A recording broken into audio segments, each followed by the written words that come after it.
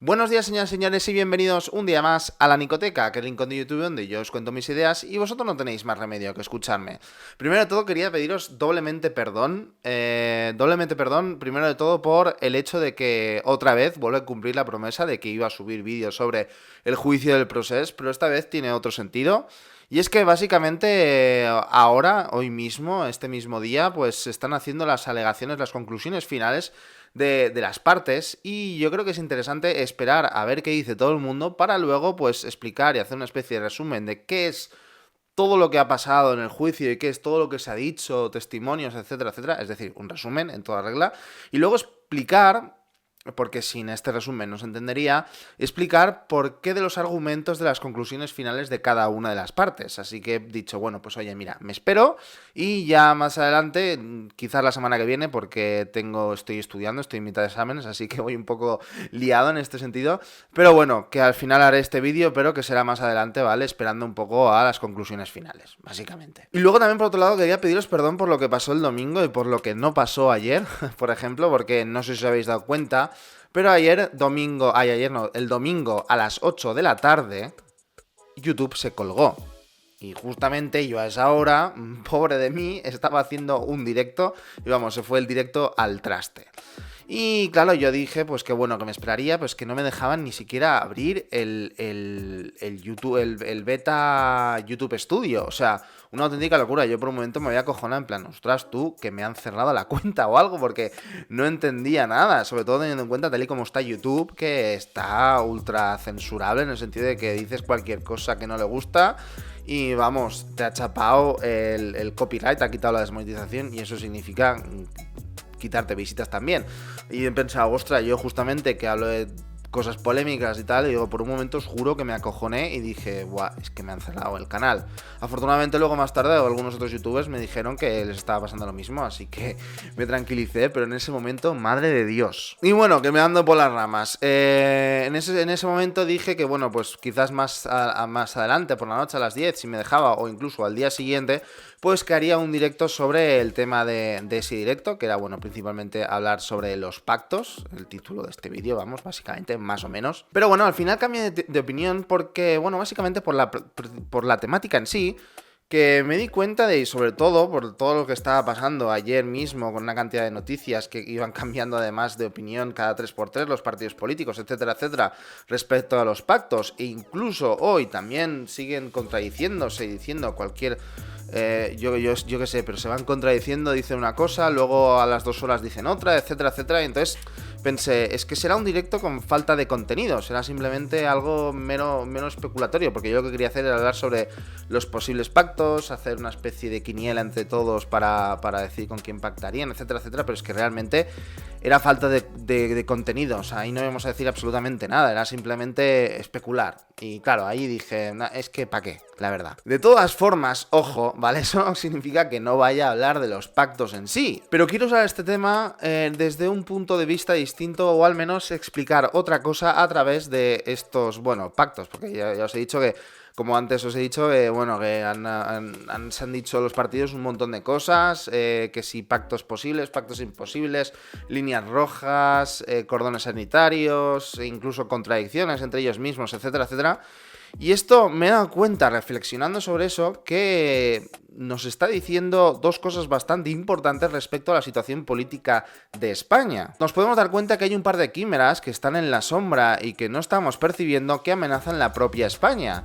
Ya no solo como nación, sino también como una comunidad en igualdad de derechos. Y eso, al fin y al cabo, lo que está amenazando es nuestra propia libertad. Pero primero de todo, para entender mis argumentos, para entender todo lo que voy a decir, primero de todo hay que hacer un resumen, creo yo, de los resultados de las elecciones del 26 de hace 2 semanas, las municipales y autonómicas, y luego también las elecciones generales de hace también un mes. Os voy a dejar aquí una lista de reproducción donde explico los resultados, etcétera, etcétera, por si vivís en una puñetera cueva y no sabéis qué ha pasado estos 2 últimos meses en la política española. Pues veréis, ahora voy a hacer un resumen, un súper general y súper resumido, ¿vale? Primero de todo vamos a hablar de las generales, donde ahí claramente ha ganado el Partido Socialista.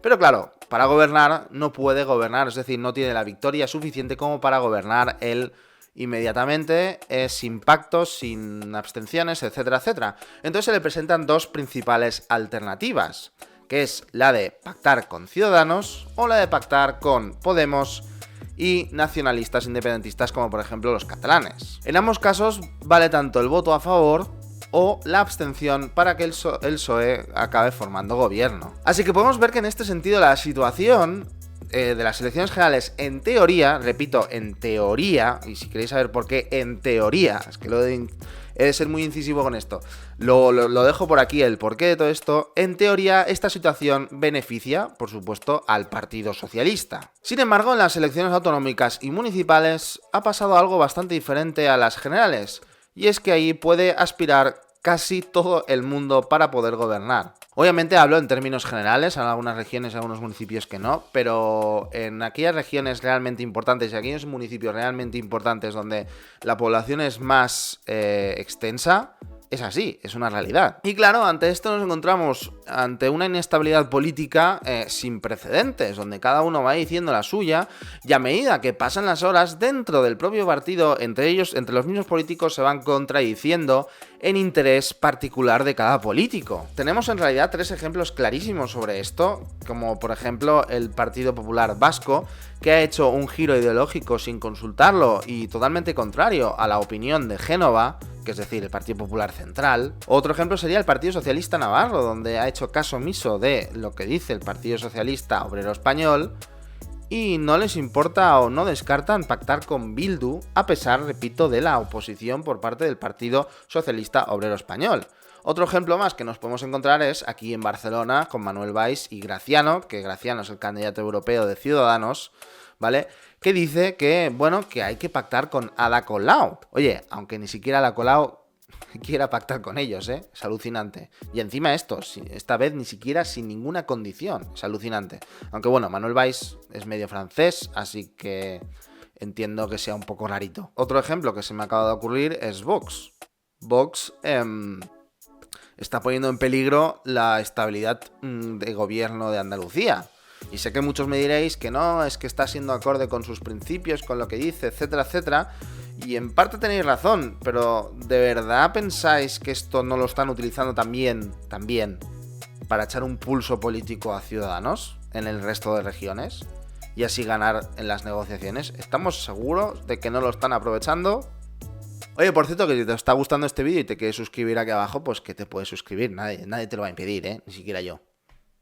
¡Viva el multipartidismo! Espero que esto lo entendáis como una afirmación irónica. Que ojo, no os voy a negar que yo, obviamente, soy partidario de que cuanto más abanico de posibilidades de ideologías políticas para votar, muchísimo mejor. El problema llega cuando da igual a quién vas a votar. Si el gobierno depende de si un partido, uno de los partidos menos votados, le apoya o no para formar gobierno, el multipartidismo deja de tener sentido. Porque estas negociaciones, este toma y daca que hay entre partidos, pasan de satisfacer las necesidades ideológicas de los ciudadanos a satisfacer las necesidades e intereses partidistas, es decir, de los partidos. Incluso a veces simplemente satisfacen los intereses individuales de un político de turno. Y esto sucede porque básicamente los políticos llegan a la conclusión de que da igual cuántos les voten, si con 1, 2 o 3 escaños el gobierno depende enteramente de ellos. Es decir, ¿para qué me voy a esforzar en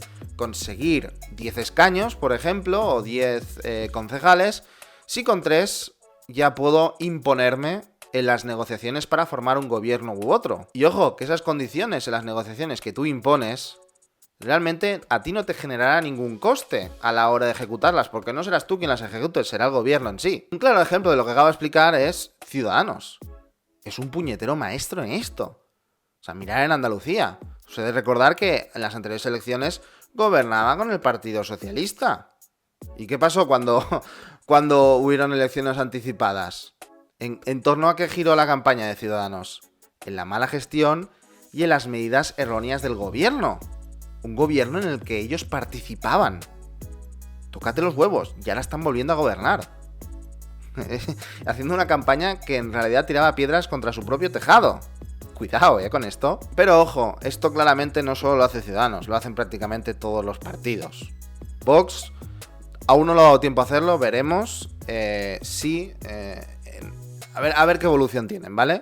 De momento pongámoslo como algo un poco diferente, ¿vale? De momento pongámoslo en duda y pongámoslo como a supuesta excepción. Pero esto hay que estar atentos, ¿eh? En este sentido. Todo esto hace, como ya he explicado antes, que la población sea un agente político totalmente irrelevante. Y esta irrelevancia lo que hace es acrecentar aún más la distancia entre la clase política y la población o los ciudadanos que teóricamente representan, provocando entonces la aparición o el aumento de una élite totalmente ajena a los problemas y las necesidades de los ciudadanos de, en este caso, España.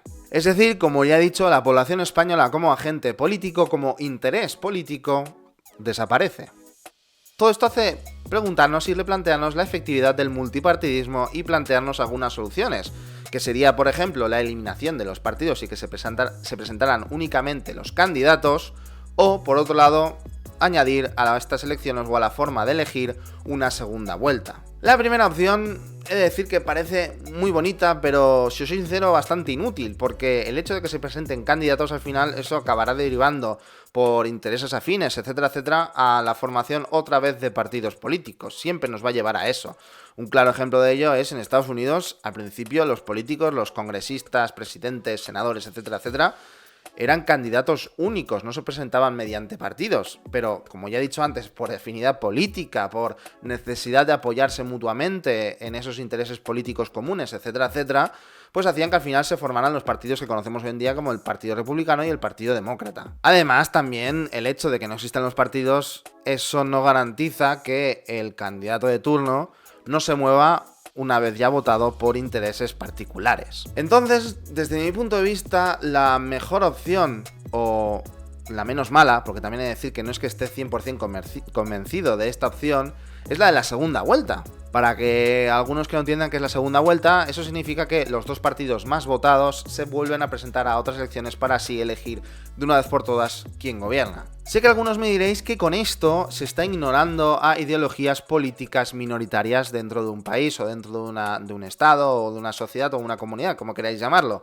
Y en realidad sí, tenéis toda la razón del mundo. Y es por eso que es necesario cambiar el sistema de elegir a nuestros representantes y nuestro gobierno. Porque como ya he dicho muchas veces, aquí en España no elegimos automáticamente o de una forma directa a nuestro presidente. No lo elegimos nosotros.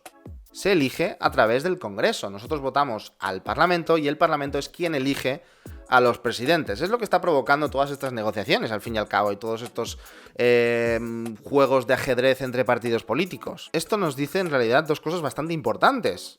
La primera de todas es que la separación de poderes, tal y como la conocemos, no existe, ya que el poder ejecutivo depende principalmente y enteramente de lo que decida el poder legislativo, es decir, el Parlamento. Y la segunda cosa que nos dice es que al separar estos dos poderes y hacerlos totalmente independientes, el sistema de la segunda vuelta empieza a tener sentido y se pueden eliminar estos errores o estas manchas negras que tiene, como por ejemplo las ideologías minoritarias desaparezcan, entre comillas. Básicamente porque si separamos el poder legislativo y el poder ejecutivo, podemos aplicar de forma diferente la forma de elegir tanto el poder legislativo como el poder ejecutivo. Por ejemplo, en el poder legislativo podríamos en efecto hacer un sistema de elecciones de una única vuelta y así ahí, en el Parlamento, se podrían representar aquellas ideologías minoritarias dentro de un país.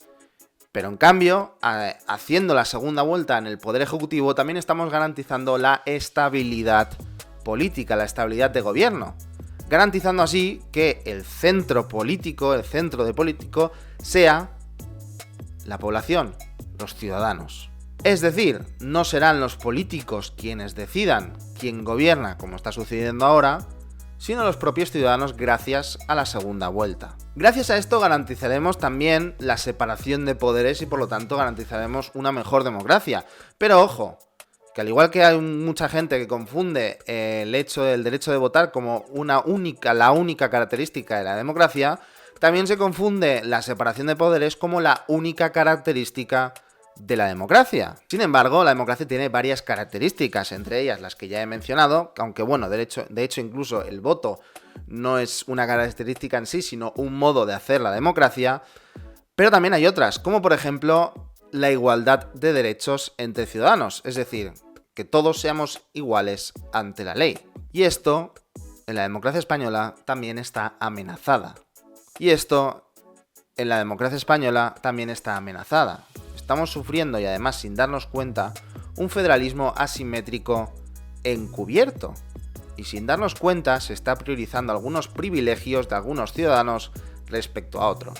Pero esto es un tema del siguiente vídeo que haré, que ya repito, no sé si lo haré la semana que viene o esta misma semana, como ya he dicho estoy de exámenes, etcétera, etcétera, pero de verdad, suscribiros, ¿vale? Porque es un tema que es la verdad bastante interesante y que nadie se está dando cuenta, y algunos sí que nos damos cuenta, pero...